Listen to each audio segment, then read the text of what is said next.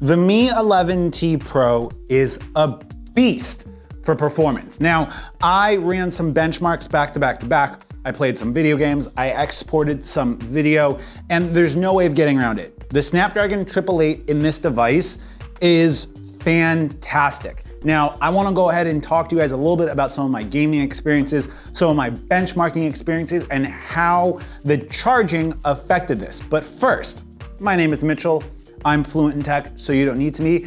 And I want you to comment about whether or not you think benchmarks matter. Now, right off the top, when I started running benchmarks on this device, I was charging it, or I had just finished charging it using my 100-watt USB-C power delivery charger. Now, unfortunately, that charger does not quick charge this device, or does not charge this device anywhere close to as fast as Xiaomi's 120-watt charger, which is a bummer, because that means that this device does not charge with the Qualcomm Quick Charge 5 protocol based on USB-C power delivery, and that bums me out.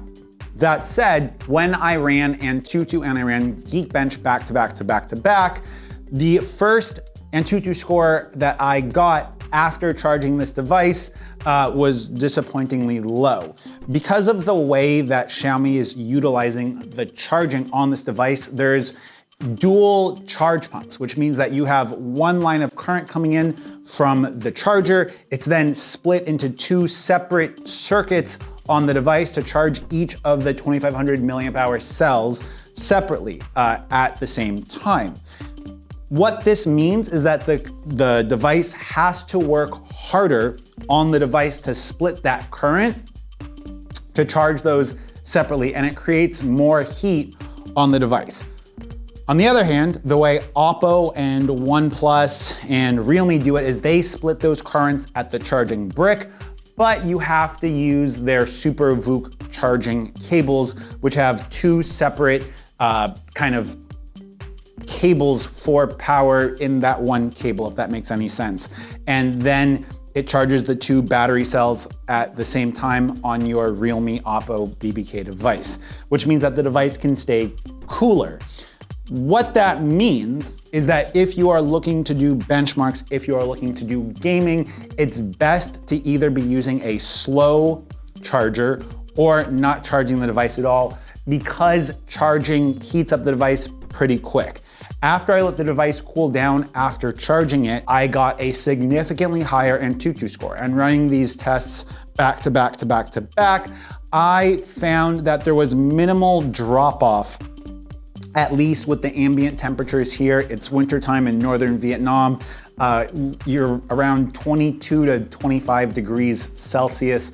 That's what the temperature is inside of here. And I ran these tests without a case. Now, playing Call of Duty Mobile, it does support the ultra high frame rate. I had graphics set to maximum, I had frame rate set to maximum. And for graphical performance, I was running at around 50 frames per second. So it's a far cry from what we have supported theoretically on the device. Now, I did go ahead into the custom settings menu for Xiaomi to enable the screen tearing, which makes that lower frame rate gameplay feel higher frame rate and kind of artificially boosts those frames. My takeaway from this is that if your ambient temperature is 23 to 25 degrees Celsius, you're playing games without a case, you should be able to maintain a minimum of 50 frames per second at the ultra high frame rate options within Call of Duty Mobile. If we bump our graphics down to the high graphics setting, you're gonna get almost a constant 60 frames per second for the graphical gameplay. And this is according to the Xiaomi Game Turbo suite of utilities in the device that were telling me what kind of graphics or frame rates I was getting.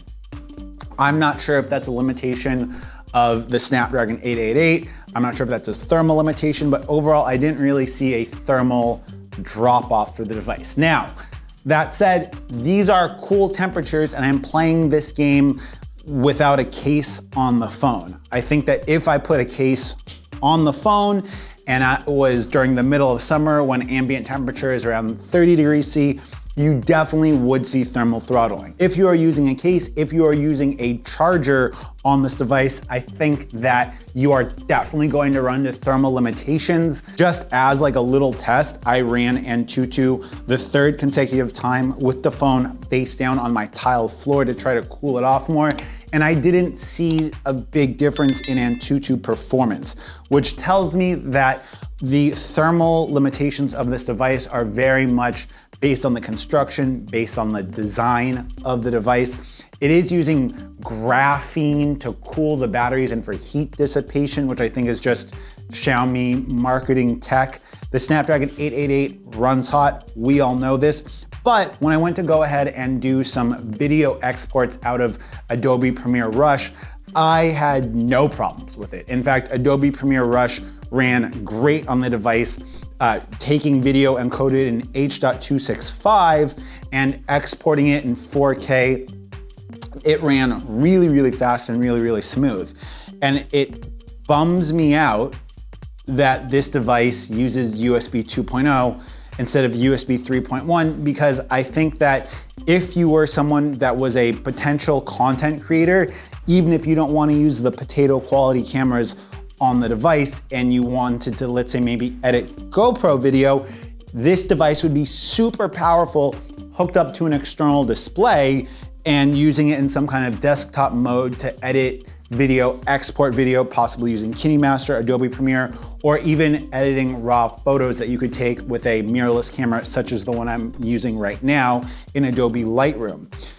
I think that out of all of the devices that I have used recently, the Snapdragon 888 is a really, really powerful SoC, but unfortunately, I am not able to do anything more with the power that I have in the Xiaomi Mi 11T Pro than I can in the Redmi Note 10 Pro or even my old Mi 10. I really think that the limitations that we have right now in our devices, specifically from Xiaomi, is the fact that Xiaomi is continuing to give us USB 2.0.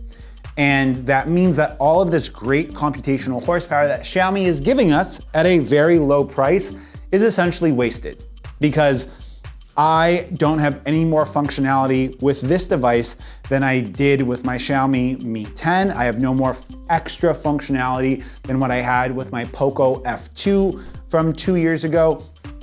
And ultimately, we are getting these super powerful pocket computers that are limited to being pocket computers. That's just my take on this. It doesn't mean that this device is any worse.